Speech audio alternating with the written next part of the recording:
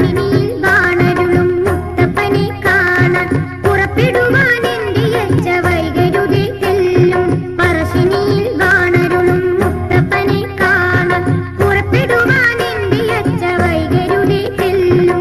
പറശ്ശിനിയിൽ മുത്തപ്പനെ ഓർത്തു നമുക്ക് പോകാം, പലതരത്തിൽ നന്മ തരും മൂർത്തി തന്നെ കൂപ്പാം.